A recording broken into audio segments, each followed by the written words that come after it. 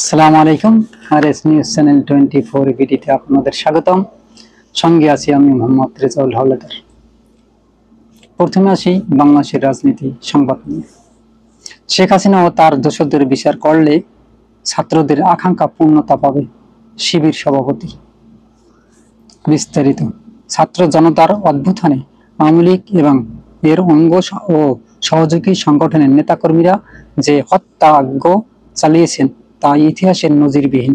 তাই জুলাই আগস্টের আন্দোলনের ছাত্ররা যে আকাঙ্ক্ষা ও দাবি থেকে জীবন দিয়েছে তা তখনই পূর্ণতা পাবে যখন শেখ হাসিনা ও তার দোসরদের দেশে বিচারের কাঠগড়ায় দাঁড় করানো হবে।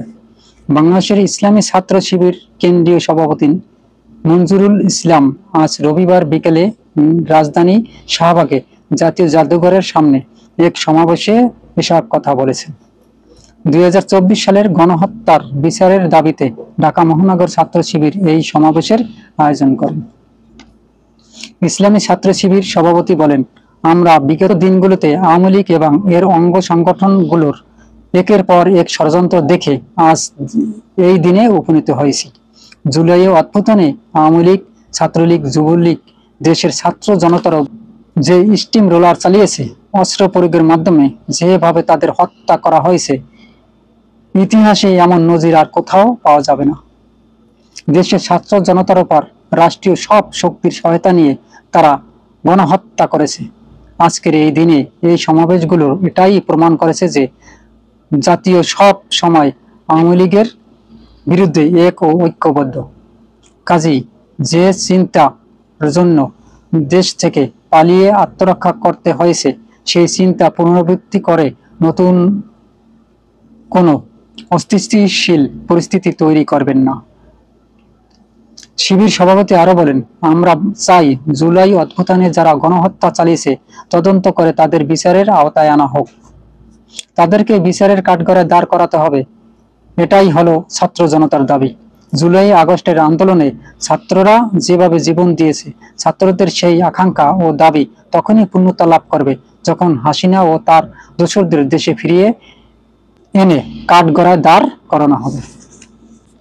সমাবেশে ছাত্র শিবিরের সাবেক কেন্দ্রীয় সভাপতি দেলাওয়ার হোসেন সাঈদী বলেন, যে স্বৈরশাসক ছাত্র জনতার উপর গুলিয়ে চালিয়েছে তাদের জায়গায় এদেশে হবে না। সমাবেশে অন্যদের মধ্যে ইসলামী ছাত্র শিবিরের কেন্দ্রীয় দপ্তরের সম্পাদক নুরুল ইসলাম বক্তব্য দেন। সংগঠনটির কেন্দ্রীয় ও ঢাকা মহানগরের নেতাকর্মীদের পাশাপাশি সমাবেশের জামায়াত ইসলামী নেতাকর্মীরাও অংশ নেন। সমাবেশের শেষে শাহবাগ থেকে মিছিল বের করে নিয়ে নয়াপল্টনে যান তারা। আর তাদের একটাই স্লোগান দেন, লেগেছে রে লেগেছে, রক্তে আগুন লেগেছে, জেগেছে রে জেগেছে, ছাত্র সমাজ জেগেছে, স্বৈরাচারের চামড়া তুলে নেব আমরা, আসছে দিন হলো রাত, স্বৈরাচারের নিপাত যাক, তোমার আমার ঠিকানা পদ্মা মেঘনা যমুনা, কৃষক শ্রমিক বাঁচলে দেশ, বাঁচবে সোনার বাংলাদেশ। ষড়যন্ত্রকারীর মুখোশ বেশ তাড়াতাড়ি ছড়িয়ে পড়বে, এভাবে তারা স্লোগান দিয়ে শেষ করেন। তবে সাবেক প্রধানমন্ত্রী শেখ হাসিনা তিনি যে ছাত্রদের উপর অন্যায় বা অত্যাচার করেছেন, গুলি করে হত্যা করেছেন, এগুলো সারা বিশ্বের সোশ্যাল মিডিয়ার মাধ্যমে দেখেছে। তাই তার উপর সকল মানুষ এবং মানবাধিকার লঙ্ঘনের আইনে তার বিরুদ্ধে মামলা হয়েছে এবং সবাই নারাজ তার উপর, যে এভাবে একজন প্রধানমন্ত্রী দেশের জনগণকে এভাবে মারতে পারে না। কারণ জনগণ তাদের বাক স্বাধীনতা চাবে, তাদের ইচ্ছা অনিচ্ছা প্রকাশ করবে, এটা স্বাভাবিক ব্যাপার এবং তারা আন্দোলনও করতে আইনে আছে, কারণ তারা এটা গণতান্ত্রিক দেশ, এটা তাদের ব্যক্তিগত ব্যাপার। তাই বলে তাদের বুকে গুলি চালানো, এমনকি বড় যুদ্ধের গাড়ি, ট্যাঙ্ক সহ বিভিন্ন যুদ্ধের সরঞ্জাম দিয়ে তাদেরকে হটানোর চেষ্টা করা, এটা কোনো ইতিহাসে নেই। তবে বাংলাদেশের ইতিহাসে এই প্রথম 1971 সালে স্বাধীনতার পর কোন সরকার তাদের নিজের জনগণকে এভাবে গুলি চালিয়ে হত্যা করেছে, বৃষ্টির মতো মেরেছে, এমনকি হেলিকপ্টার করে ঢাকা শহরের বিভিন্ন এলাকায় গুলি করে শিশু সহ সাধারণ মানুষকে হত্যা করেছে।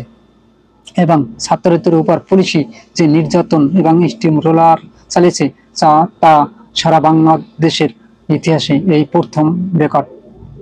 আর কোনোদিন এরকমের কেউ কোনো সরকার করেনি।